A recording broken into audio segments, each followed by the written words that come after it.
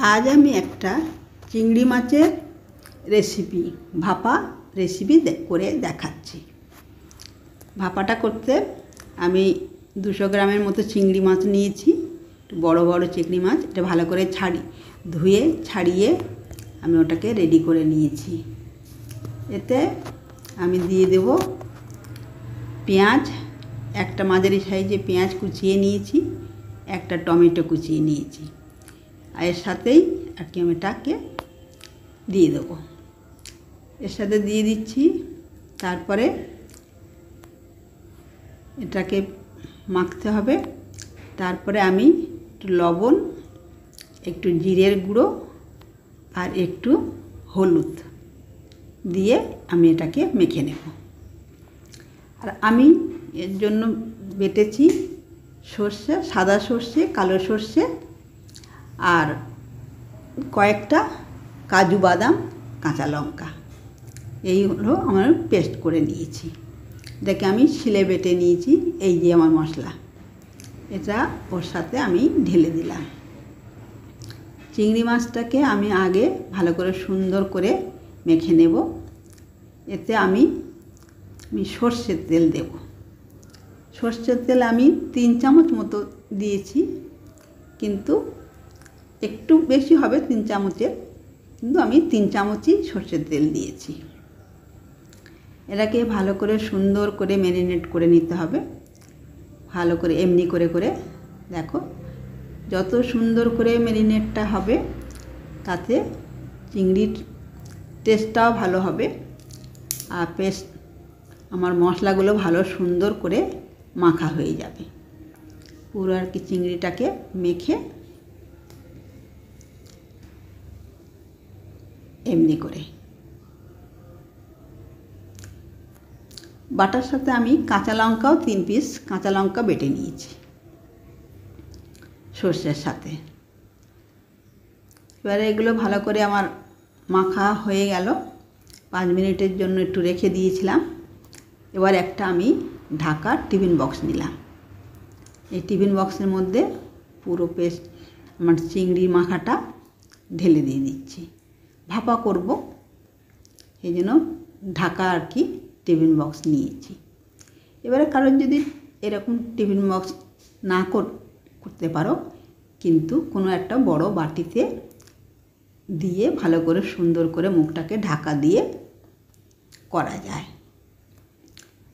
আমি এইবার মশলার বাটিটা আর যে বাটিটা মাখলাম ওই বাটিটা ভালো করে সুন্দর করে একটু ধুয়ে একটু সাথে জল অ্যাড করে দিলাম।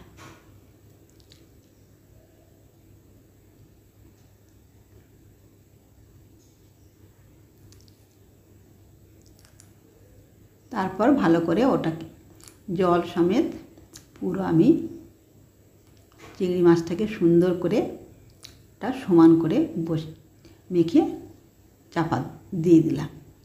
ওর উপরে আমি 4-5টা কাঁচা লঙ্কা নিয়েছি। ওটা সিদ্ধ হয়ে গেলে কাঁচা লঙ্কার সুন্দর একটা গন্ধ হবে, আর কারোর খেতে ইচ্ছা করলে খেতে পারবে, ঝাল আমার হবে।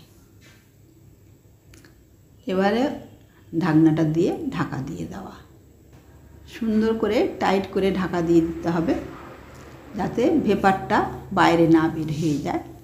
ওই ভেপারটাই সুন্দর গন্ধ একটা পুরো ছড়িয়ে যাবে। আমি এবারে গ্যাস জ্বেলে দিচ্ছি।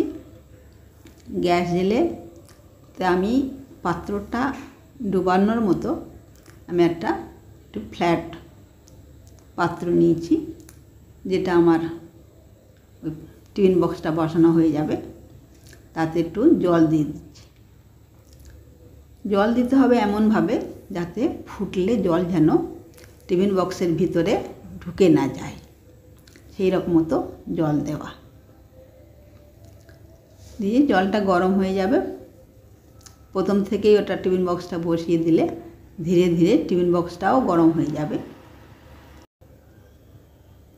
এবার এমনি করে টিফিন বক্সটা বসিয়ে দিলাম। সমানভাবে দিয়ে দেখতে হবে, বললাম জল যেন ঢুকে না যায়। দিয়ে এবার আমি 10 মিনিটের মতো আমি ঢাকা দিয়ে দিলাম। 10 মিনিট পরে এসে খুলে দেখছি, ব্যাস যা পরিস্থিতি হয়েছে আমার হয়ে গেছে। গ্যাসটা আমি অফ করে দিলাম, দিয়ে এবার আমি টিফিন বক্সটা খুলে দেখব। গরম আছে তাই আস্তে আস্তে সাবধানে নামিয়ে নেওয়া।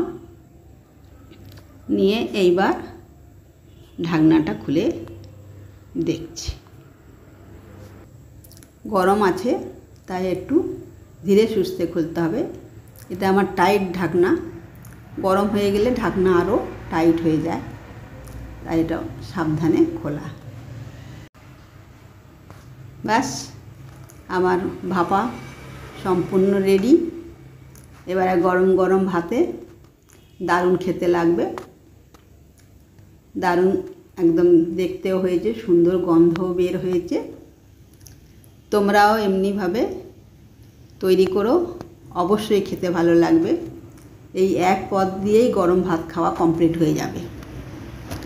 কমেন্ট করে আমাকে জানিও, বন্ধুদের সাথে অনেক অনেক শেয়ার করো। যদি আমার চ্যানেলে সাবস্ক্রাইব করা না থাকে অবশ্যই সাবস্ক্রাইব করে দিও।